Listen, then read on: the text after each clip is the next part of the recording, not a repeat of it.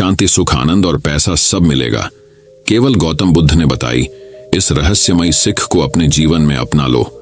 अपने जीवन में हर समय स्वस्थ और आनंदित रहोगे तो वह सीख कौन सी है, यह हम गौतम बुद्ध की कहानियों से जानेंगे। तो बिना देर किए उन कहानियों की शुरुआत करते हैं। तो हमारी पहली कहानी है किसान की समस्या, महात्मा बुद्ध की एक प्रेरक कहानी। एक बार एक गांव में एक किसान अपने दुखों से बहुत दुखी था।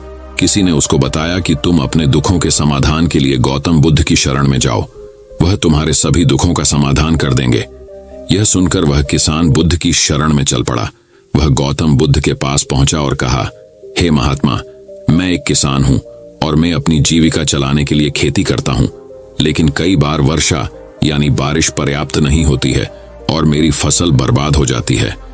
किसान ने आगे कहा, मैं विवाहित हूं, मेरी पत्नी मेरा ख्याल रखती है और मैं उससे प्रेम करता हूं, लेकिन कभी कभी वह मुझे परेशान करती है, जिससे मुझे लगता है कि मैं उससे परेशान गया हूं और मुझे लगता है कि अगर वह मेरे जीवन में नहीं होती तो कितना अच्छा होता।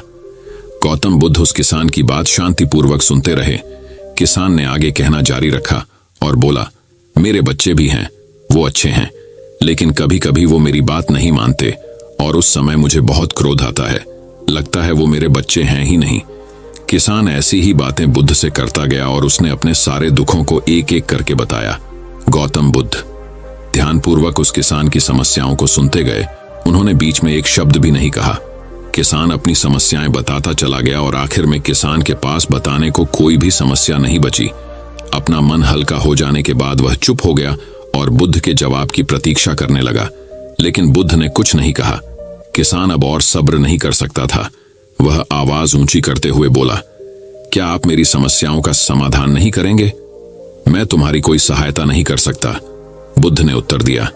किसान को अपने कानों पर यकीन नहीं हुआ। ये आप क्या कह रहे हैं? लोग तो बोलते हैं कि आप सभी के दुखों का निवारण कर देते हैं, तो क्या आप मेरे दुखों का निवारण नहीं करेंगे? बुद्ध ने कहा, सभी के जीवन में कठिनाइयां होती हैं, तुम्हारे जीवन में कोई नई कठिनाई नहीं है। ये कठिनाइयां तो सभी के जीवन में आती जाती हैं। कभी मनुष्य सुखी होता है तो कभी दुखी, कभी उसे पराये अपने लगते हैं और कभी उसे अपने लोग पराये लगने लगते हैं। ये जीवन चक्र है, इनसे कोई नहीं निकल सकता है। वास्तविकता में हमारा जीवन कठिनाइयों से भरा हुआ है। मेरा, तुम्हारा और सभी लोगों का जीवन समस्याओं से ग्रसित है, इसलिए मैं इन समस्याओं का समाधान नहीं कर सकता हूं। यदि तुम किसी एक समस्या का उपाय कर भी लो तो उसके स्थान पर एक नई समस्या खड़ी हो जाएगी। यही जीवन का अटल सत्य है। यह सुनकर किसान क्रोधित हो गया। बोला, सब लोग कहते हैं कि आप महात्मा हैं। मैं यहाँ एक आस लेकर आया था कि आप मेरी सहायता करेंगे। अगर आप मेरी समस्याओं का समाधान ही नहीं कर सकते तो मेरा यहाँ आना व्यर्थ हुआ। इसका मतलब सभी लोग झूठ बोलते हैं। मैं बेकार ही आपके पास आया। इतना बोलकर किसान उठकर जाने लगा। तभी बुद्ध ने कहा, मैं तुम्हारी इन समस्याओं का समाधान तो नहीं कर सकता हूं, लेकिन हाँ, मैं तुम्हारी एक दूसरी समस्या का समाधान कर सकता हूं। किसान ने आश्चर्य से कहा, इन समस्याओं के अलावा दूसरी समस्या? भला वह कौन सी समस्या है? बुद्ध ने कहा, वह यह कि तुम नहीं चाहते कि तुम्हारे जीवन में कोई समस्या हो। इसी समस्या के कारण ही दूसरी कई समस्याओं का जन्म हुआ है। तुम इस बात को स्वीकार कर लो कि सभी के जीवन में समस्याएं होती हैं, कठिनाइयां होती हैं। तुम सोचते हो कि तुम इस दुनिया में सबसे ज्यादा दुखी हो और तुम्हारे जितना कोई और दुखी नहीं है। तुम अपने आसपास देखो, क्या वो लोग तुमसे कम दुखी हैं? तुम्हें अपना दुख बड़ा लगता है, लेकिन जो लोग तुम्हारे आसपास रहते हैं उनको उनका दुख बड़ा लगता है। इस दुनिया में सभी को अपना दुख बड़ा लगता है, चाहे दुख छोटा हो या फिर बड़ा हो, लेकिन वह जिसके साथ घट रहा है उसके लिए वह दुख बड़ा प्रतीत होता है। अगर तुम ध्यानपूर्वक देखोगे तो समझ जाओगे कि यह जीवन सुख दुख से भरा हुआ है। इसको तुम कभी नहीं बदल सकते हो, लेकिन हाँ, तुम सुख दुख से ऊपर अवश्य उठ सकते हो। यह तुम्हारे लिए संभव है। सुख और दुख को हम आने से रोक नहीं सकते हैं, लेकिन सुख और दुख का हम पर कोई प्रभाव न पड़े ऐसी व्यवस्था हम कर सकते हैं। और इसकी शुरुआत इस तथ्य को समझने के साथ शुरू होती है कि हम कुछ भी कर लें, जीवन में सुख दुख आने ही आने हैं, लेकिन हमें उनसे विचलित नहीं होना चाहिए। इसलिए आज से तुम यह चाहना छोड़ दो कि तुम्हारे जीवन में कोई समस्या ही ना आए, और तब तुम जीवन में आने वाले सुख दुख को स्वयं में समा सकोगे। तूफान के मध्य में भी शांत रह सकोगे और हर्षोल्लास के शोर में भी संतुलित रह पाओगे। किसान बुद्ध की चरणों में गिर पड़ा। वह समझ चुका था कि अब उसे क्या करना है। मित्रों, यह जीवन सुख दुख से भरा हुआ है। ऐसे में यह सोचना गलत है कि दुख कभी आए ही नहीं। इस कहानी में भगवान बुद्ध द्वारा कही गई बातें हमें दुख से घबराने या सुख में अत्यंत उत्साहित होने की जगह एक संतुलित जीवन जीने का संदेश देती है। यदि आपको ये कहानी पसंद आई हो तो कृपया इसे अपने दोस्तों के साथ शेयर करें। तो चलिए बढ़ाते हैं हमारे गौतम बुद्ध की दूसरी रहस्यमय कहानी की तरफ। गौतम बुद्ध की कहानी से जाने अपने मन को समझने का सूत्र। दोस्तों, मनुष्य का मन भी ना बड़ा चालाक होता है। वह उसे उसके ही जाल में फंसा देता है। हर व्यक्ति के अंदर बहुत सारे अंधविश्वास होते हैं और ऐसा नहीं है कि हर अंधविश्वास गलत होता है। जैसे कि मान ले कि आप नशा करते हैं और नशा करके अपने आसपास गंदगी का माहौल बनाए रखते हैं, तो इसका असर आपके जीवन पर भी जरूर पड़ता है, चाहे आप माने या ना माने। एक छोटी सी कहानी से मैं आपको यह समझाने का प्रयास करूंगा कि हमारा मन हमें कैसे हमारे ही अंधविश्वासों में बांध कर रख देता है। तो चलिए कहानी की शुरुआत करते हैं। एक बार बुद्ध एक नदी के किनारे से गुजर रहे थे और सर्दियों का समय था। सभी लोग मार्ग पर मोटे मोटे वस्त्र ओढ़कर चल रहे थे। तभी बुद्ध की नजर एक व्यक्ति पर पड़ती है जो नदी के ठंडे पानी में डुबकी लगा रहा होता है।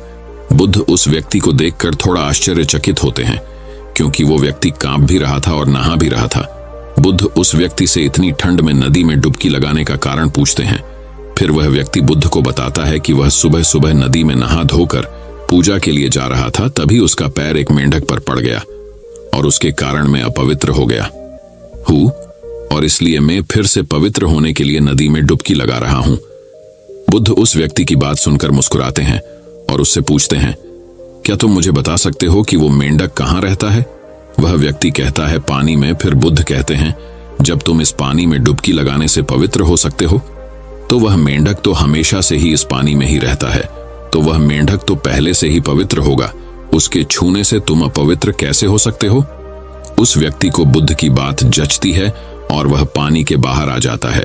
बुद्ध उस कांपते हुए व्यक्ति का एक वस्त्र उठाते हैं और कहते हैं कि अंधविश्वास किसी बात का मत करो जब तक कि वह तुम्हारे खुद का अनुभव ना बन जाए। फिर बुद्ध कहते हैं कि मनुष्य अपने मन के कारण ही दुख पाता है और जो चीजें अपवित्र है उन्हें तो वह अपवित्र नहीं मानता, लेकिन जो चीजें पवित्र है उन्हें वो अपवित्र मानता है। जैसे कि लोग नशा करते हैं, व्यभिचार करते हैं और एक दूसरे से घृणा का भाव भी रखते हैं, लेकिन इन्हें वो अपवित्र नहीं मानते। वे मानते हैं कि कोई जीव जो उनके जीवन में कोई भी प्रभाव नहीं डालता है वह अपवित्र है। मनुष्य हमेशा अंधविश्वासों में जीता है, जिसके कारण वो पूरे जीवन अच्छे से जीवन जी ही नहीं पाता। फिर वो व्यक्ति बुद्ध से पूछता है कि सबसे बड़ा अंधविश्वास क्या है? फिर बुद्ध कहते हैं कि मनुष्य का सबसे बड़ा अंधविश्वास यह है कि उसे लगता है कि वह अपने मन के द्वारा ही अपने मन से मुक्त हो जाएगा, यानी अपने मन के द्वारा ही अपने जीवन के सभी दुखों से मुक्त हो जाएगा। तुम अपने चारों तरफ देखो, तुम पाओगे कि हर व्यक्ति अपने ही मन के जाल में उलझा हुआ है। कोई डर हुआ है तो कोई उम्मीदों में जी रहा है और किसी को यह लगता है कि कल सब कुछ ठीक हो जाएगा। लेकिन वास्तविकता यह है कि जब तक मनुष्य अपने मन को नहीं समझेगा तब तक कुछ भी ठीक नहीं हो सकता, और यही शाश्वत सत्य है। वह व्यक्ति बुद्ध से पूछता है कि मन को कैसे समझा जाता है। बुद्ध कहते हैं कि जागरूकता के द्वारा। पूरे दिन में जब भी याद आए, जागरूक होकर देखो कि तुम्हारा मन तुमसे क्या करवा रहा है। तुम्हारा मन बार बार तुम्हें भुलाने का प्रयास करेगा, लेकिन तुम्हें बार बार अपने मन को काम के बारे में याद दिलाने का प्रयास करते रहना है। तुम्हें दिन में ये बार बार देखना है कि क्या तुम उसी रास्ते पर जा रहे हो जो तुम्हें वहां तक पहुंचाएगा जहां तुम जाना चाहते हो, क्योंकि यही सूत्र है अपने मन को समझकर मन से मुक्त होने का। तो चलिए बढ़ते हैं हमारी तीसरी गौतम बुद्ध की रहस्यमयी कहानी तरफ, एक माँ और उसके मृतक बच्चे की कहानी। दोस्तों, एक बार गौतम बुद्ध के पास एक स्त्री अपने बच्चे को लेकर रोती हुई आती है और उनसे कहती है, प्रभु, मैं आपके पास बड़ी आशा लेकर आई हूँ। मैं जानती हूँ कि आपके लिए सब कुछ संभव है और आप परम ज्ञानी हैं, इसीलिए कृपया मेरे मृत बच्चे को जीवित कर दीजिए। मैं आपका यह उपकार कभी नहीं भूलूंगी। उस स्त्री को बुद्ध के पास उन लोगों ने भेजा था जो लोग बुद्ध से ईर्ष्या करते थे। उनका उद्देश्य ये था कि बुद्ध सभी की नजरों में गिर जाए। उस स्त्री के पुत्र की मृत्यु वास्तव में हुई थी। परंतु वह नहीं जानती थी कि उसका और उसके मृत पुत्र का इस्तेमाल बुद्ध को नीचा दिखाने के लिए किया जा रहा है। उसे तो बस ये बताया गया था कि बुद्ध सच में उसके पुत्र को जीवित कर सकते हैं। वो स्त्री कहती है कि कहिए ना प्रभु, आप मेरे पुत्र को जीवित कर देंगे ना? वहां उपस्थित सभी लोग बुद्ध के उत्तर का इंतजार कर रहे होते हैं। बुद्ध कहते हैं, हाँ, मैं तुम्हारे पुत्र को जीवित कर सकता हूं। बुद्ध की ये बात सुन वहां उपस्थित सभी लोग बहुत चौंकते हैं और वह स्त्री बहुत प्रसन्न होती है। फिर बुद्ध कहते हैं कि परंतु तुम्हें एक कार्य करना होगा। वह स्त्री पूछती है, क्या कार्य करना होगा मुझे प्रभु? बुद्ध कहते हैं कि तुम्हें एक मुट्ठी सरसों के दाने लाने होंगे। वो स्त्री कहती है, मैं अभी लेकर आती हूं प्रभु। बुद्ध कहते हैं, परंतु ध्यान रहे कि दाने ऐसे घर से लाने हैं जिस घर में कभी किसी की भी मृत्यु ना हुई हो। वह स्त्री उसी क्षण सरसों के दाने लेने के लिए अपने गांव में चली जाती है। वह अपने गांव के हर घर में जाकर पूछती है। उसे सरसों के दाने तो हर घर में मिलते हैं, परंतु उसे ऐसा कोई घर नहीं मिलता जिसमें आज तक कभी किसी की भी मृत्यु ना हुई हो। फिर वह स्त्री समझ जाती है कि मृत्यु जीवन का एक ऐसा सत्य है जिसे कोई नहीं बदल सकता। वह स्त्री बुद्ध के पास जाती है और कहती है, मैं इस बात को कहीं ना कहीं जानती तो थी, परंतु स्वीकारना नहीं चाहती थी। आपने बिना कुछ कहे ही मुझे इस सत्य से अवगत करा दिया। बुद्ध कहते हैं, जो जन्मा है उसकी मृत्यु निश्चित है और यही प्रकृति का नियम है। चाहे कोई व्यक्ति कितना ही सुंदर क्यों ना हो, या करूप हो, या बूढ़ा हो, या जवान हो, लेकिन फिर भी मृत्यु सभी को आनी है। बुद्ध कहते हैं, ये संसार जिसे हम यथार्थ मानते हैं, यह दुख और पीड़ा का क्षण भंगुर खेल है। इसीलिए जो जन्मा है उसकी मृत्यु निश्चित है।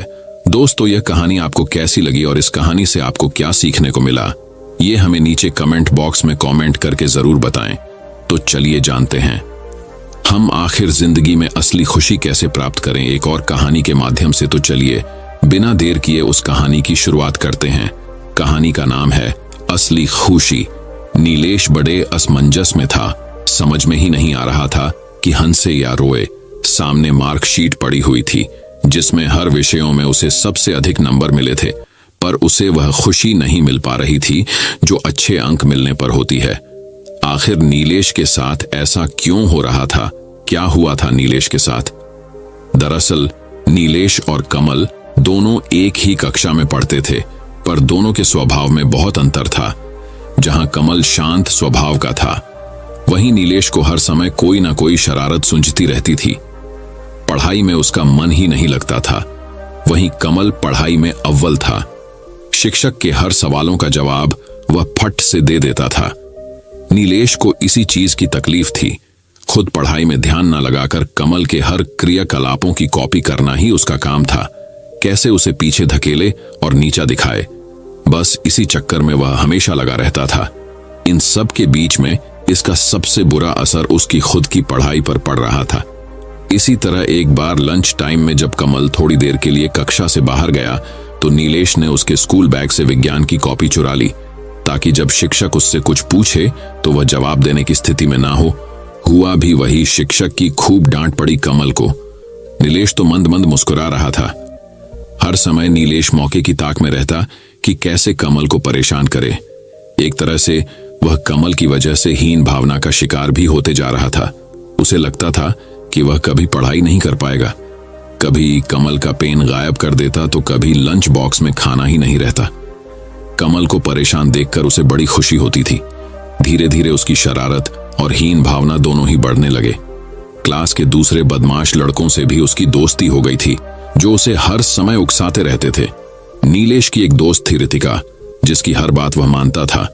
नीलेश की हरकतों को देखकर रितिका को बड़ी तकलीफ हो रही थी। उसने उसे समझाने की बहुत कोशिश की, पर वह हीन भावना का ऐसा शिकार हुआ था कि निकल ही नहीं पा रहा था। देखते देखते परीक्षाएं नजदीक आ गईं। नीलेश की पूरी कोशिश थी कि इस बार कमल को पहले रैंक पर नहीं आने देगा। अचानक कुछ उड़ती हुई खबर मिली उसे। उसके कुछ उद्दंड दोस्तों ने एग्जाम के पेपर चुरा लिए और नीलेश को दे दिया। नीलेश की खुशी का कोई ठिकाना नहीं था। अब तो इस बार वह अव्वल आकर ही रहेगा। परीक्षाएं खत्म हो गईं और कुछ दिन के बाद रिजल्ट भी आ गया।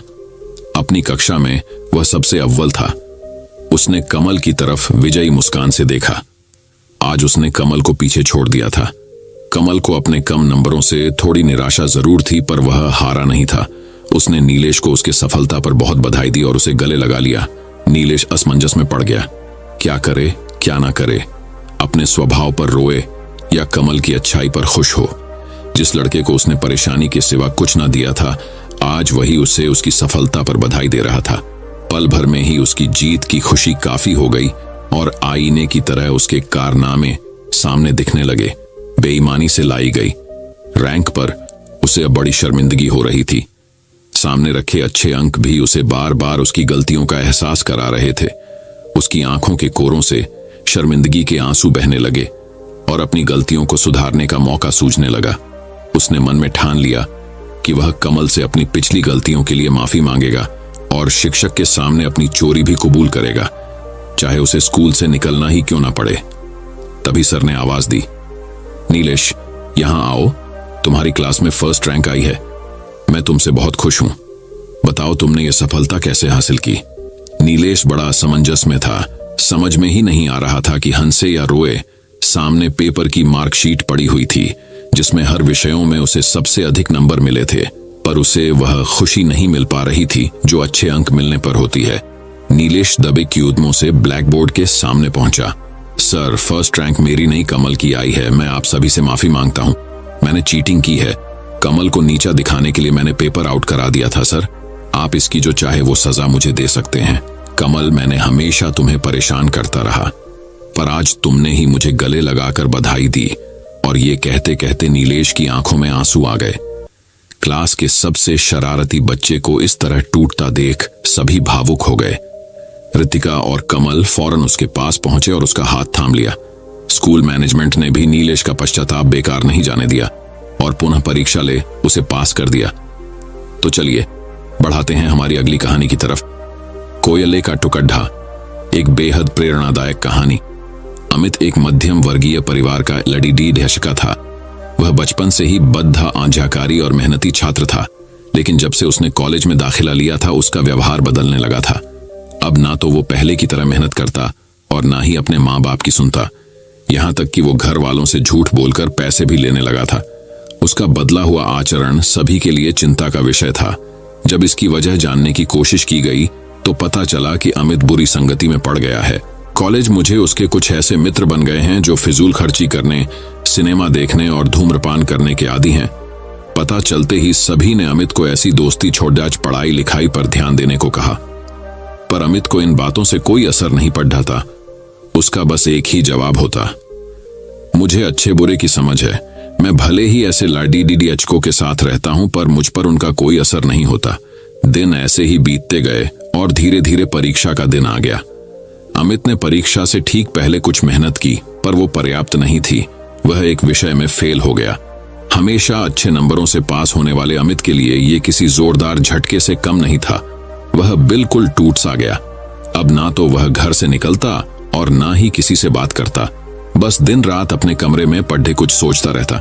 उसकी यह स्थिति देख परिवारजन और भी चिंता में पड़ गए।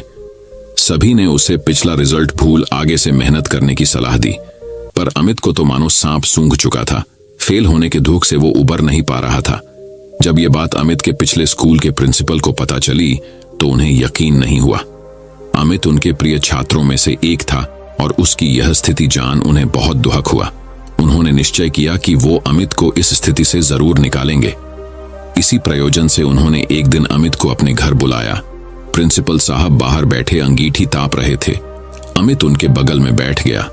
अमित बिल्कुल चुप था और प्रिंसिपल साहब भी कुछ नहीं बोल रहे थे। 10-15 मिनट ऐसे ही बीत गए, पर किसी ने एक शब्द नहीं कहा। फिर अचानक प्रिंसिपल साहब उठे और चिमटे से कोयले के एक धधकते टुकड़े को निकाल मिट्टी में डाल दिया। वह टुकड़ा कुछ देर तो गर्मी देता रहा, पर अंततः ठंडा पड्डीडेच बुझ गया। ये देख अमित कुछ उत्सुक हुआ और बोला, प्रिंसिपल साहब, आपने उस टुकड़े को मिट्टी में क्यों डाल दिया? ऐसे तो वो बेकार हो गया। अगर आप उसे अंगीठी में ही रहने देते तो अन्य टुकड़ों की तरह वो भी गर्मी देने के काम आता। प्रिंसिपल साहब मुस्कुराए और बोले, बेटा, कुछ देर अंगीठी में बाहर रहने से वो टुकड़ा बेकार नहीं हुआ। लो, मैं उसे दोबारा अंगीठी में डाल देता हूं। और ऐसा कहते हुए उन्होंने टुकड़ा अंगीठी में डाल दिया। अंगीठी में जाते ही वह टुकड़ा वापस धधक कर जलने लगा और पुनः गर्मी प्रदान करने लगा। कुछ समझे अमित? प्रिंसिपल साहब बोले। तुम उस कोयले के टुकड़े के समान ही तो हो। पहले जब तुम अच्छी संगति में रहते थे, मेहनत करते थे, माता पिता का कहना मानते थे, तो अच्छे नंबरों से पास होते थे। पर जैसे वो टुकड़ा कुछ देर के लिए मिट्टी में चला गया और बुझ गया, तुम भी गलत संगति में पढ़ गए और परिणाम स्वरूप फेल हो गए। पर यहाँ जरूरी बात यह है कि एक बार फेल होने से तुम्हारे अंदर के वो सारे गुण समाप्त नहीं हो गए। जैसे कोयले का वो टुकड़ा कुछ देर मिट्टी में पड्ढे होने के बावजूद बेकार नहीं हुआ और अंगीठी में वापस डालने पर धधक कर जल उठा, ठीक उसी तरह तुम भी वापस अच्छी संगति में जाकर मेहनत कर एक बार फिर मेधावी छात्रों की श्रेणी में आ सकते हो। याद रखो, मनुष्य ईश्वर की बनाई सर्वश्रेष्ठ संपत्ति है।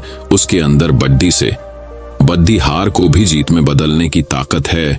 उस ताकत को पहचानो, उसकी दी हुई असीम शक्तियों का प्रयोग करो और इस जीवन को सार्थक बनाओ। अमित समझ चुका था कि उसे क्या करना है। वह चुपचाप उठा, प्रिंसिपल साहब के चरण स्पर्श किए और निकल पड़ा अपना भविष्य बनाने। दोस्तों, मैं उम्मीद करता हूं कि यह कहानी सुनने से आपके जीवन में अच्छे बदलाव आए होंगे। आपको इस वीडियो से क्या सीखने मिला ये कमेंट करके जरूर बताएं और अपने परिवार, दोस्तों या आपके करीबी इंसान के साथ ये कहानी शेयर करके उन्हें भी इस ज्ञान से परिचित करवाएं। बाकी अगर आपको यह वीडियो दिल से अच्छी लगी हो तभी इस वीडियो को लाइक कर देना और आपने अब तक इस चैनल को सब्सक्राइब ना किया हो तो चैनल को सब्सक्राइब भी जरूर कर देना। आपका हर दिन शुभ हो और खुशियों से आपका जीवन भरा रहे। धन्यवाद। नमो बुद्धाय।